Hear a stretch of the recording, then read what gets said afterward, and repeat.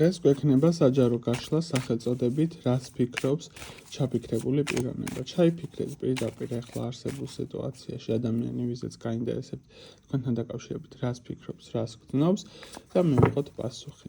რას ფიქრობს თქვენთან მიმართებაში არსებული ადამიანი და რას გრძნობს.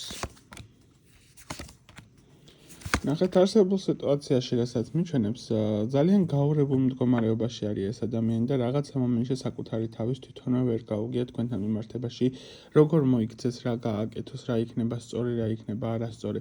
აქ პირდაპირ მნიშვნელობით მიჩვენებს ადამიანის კატეგორიას, რომელიც ჩამოყალიბებული არ არის საკუთარ თავში, ძალიან არეული არის. პირდაპირ მნიშვნელობით სასწორის პოზიციაში არის, ხო? ხან იქით გადაიხრება, ხან აქეთ გადმოიხრება. ანუ ერთი კონკრეტული აზრი შენთან მიმართებაში ფიზიკურად არ გააჩნია. რაც ეხება კონკრეტულად რას გრძნობს შენთან დაკავშირებით, საკმაოდ ძლიერი ვნებების მომენტის სიტუაციას მიჩვენებს, ძალიან ძლიერი სურვილები არის გარკვეული კუთხით შენთან მიმართებაში, ის რის რეალიზირებაც უნდა, მაგრამ რატომღაც ამ მომენტისთვის ფიზიკურ სიტუაციებში ბოლომდე ამის გამოვლინება არ შეუძლია, ძალიან დათრგუნული არის პირდაპირ მნიშვნელობით, რაღაცა მომენტებში არ უნდა აღიაროს, რომ სიტუაციურად შესაძლებელი არის, რომ არსებული ადამიანი იყოს დამნაშავე, იმიტომ რომ ტიპაჟი არის ისეთი ურჩევნია, რომ სხვაზე იყოს გადატანილი დანაშაული შეგრძნება ვიდრე საკუთარ თავზე. შესაბამისად შეჯამება, რომ გავაკეთოთ არსებული სიტუაციის.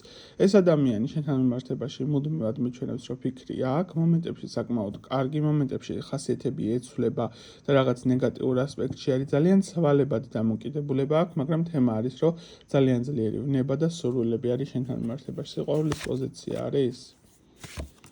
სიყვარულიც აი ამ კუთხითაც ბოლომდე გააზრებული არ არის. მომენტებში გონია, რომ შენ მისთვის ყველაფერი ხარ, მომენტებში საერთოდ თავგზარებულ პოზიციაში არის.